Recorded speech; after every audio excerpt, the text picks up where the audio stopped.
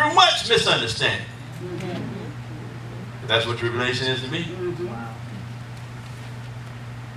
What misunderstanding? Between me and somebody else? No. Between my perception and God's perception. Because the enemy is creating circumstances to see if you cast away your confidence. That's why, that's where prophetic vision comes. We'll talk about it next week, but we got to understand prophetic vision. When we get something, it becomes a restraint to us. And we have a whole catalog of individuals who, and we'll talk about that next week, the catalog of individuals that had a prophetic vision that decided, though I'm in transition, I know the expectations I have, but God's expectation is greater. My situation has, I know my situation has a voice, but we have to learn to get tone deaf to those things, stop being tone deaf to the things that God is saying to us. We got to tell ourselves.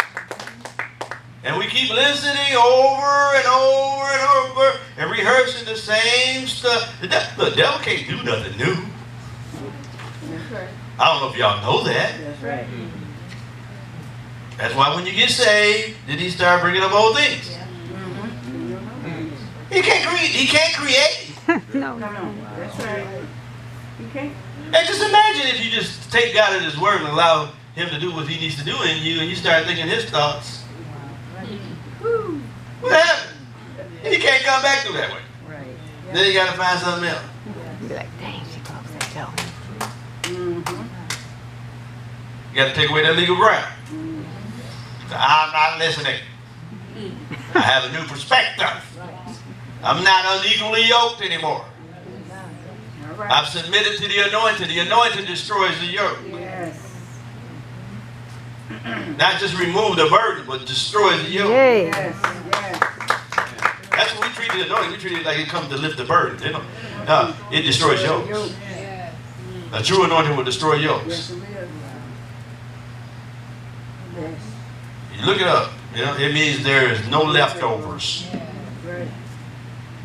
And most of us haven't figured it out yet. We're still dealing with crumbs. It ain't even a whole loaf. It ain't even a reality. It's what's, it's what's left. It's remnants of what we used to be, and we haven't submitted to God totally. That's true.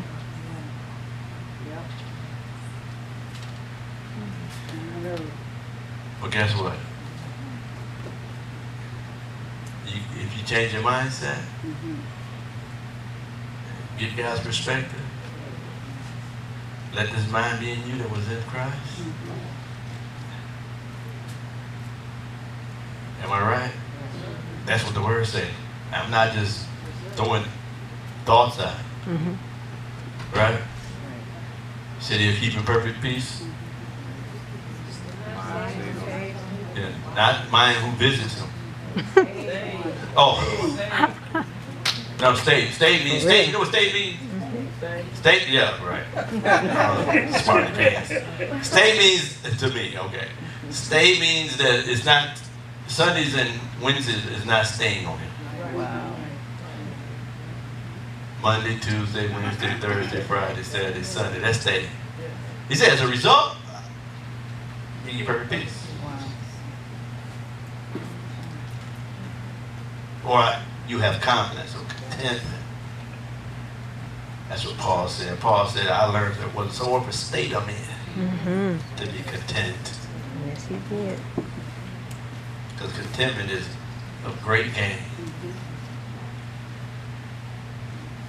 And you know what the gain contentment brings? I won't allow the enemy to mimic anything to me no more. Wow. You will not take me on another route or journey that's independent of what God has. Contentment says, I'm going to settle the issue. Because that's what contentment does. I'm never going to have to second guess anything again. I know this is my moment. I know this is my time. I know this is my church. I know this is my people. Come on now. I know I'm in sync. I'm in step with the things of God. Contentment just silences all the voices. Trust me, when you get content, it's a game changer. I know you want great faith. That's good. But contentment says, I will not listen to a voice of a stranger.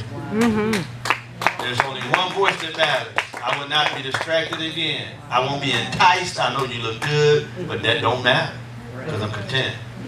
That's why single folks go do what they do, because they ain't content. You get content.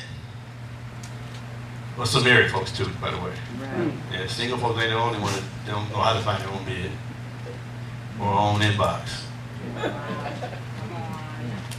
You got some saved married folks. Yeah. We need to get ourselves together while we're not content. That's a weapon. That's a weapon of mass destruction. Yes, it is. It's a place of immunity. You can't entice me with money. You can't tell me you're going to give me a position at your church. I'm content. You can't tell me that. It's against everything that I believe in. Doesn't look like what I'm hearing him say.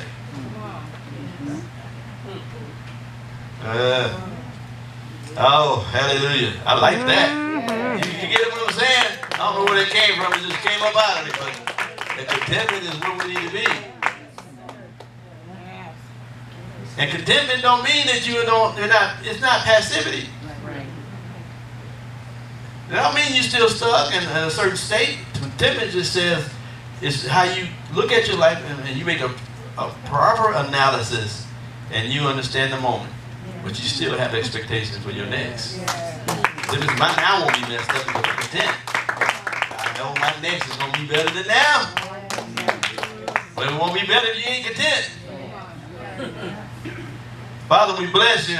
Thank you for this word this morning. We just ask that you open up our eyes and our understanding.